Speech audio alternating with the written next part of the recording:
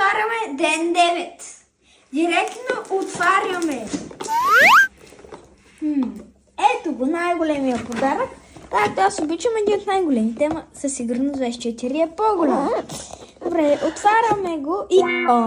защо няма нищо? Много странно. Да се опитам да направя един фокус.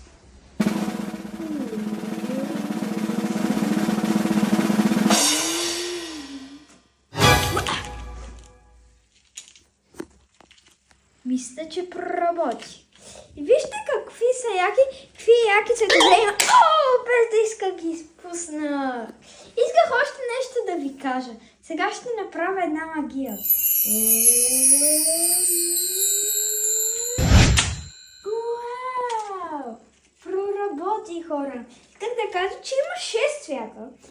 Но ще да е по-хубаво да има още един, да са като на дъгата. Тук имаме сега червен, лилав, златен, жълт, сребърен и зелен. И дай да си го преберем. През това време се абонирайте, дайте лайк и напишете според вас ето този ден какво ще се падне. Ден 10.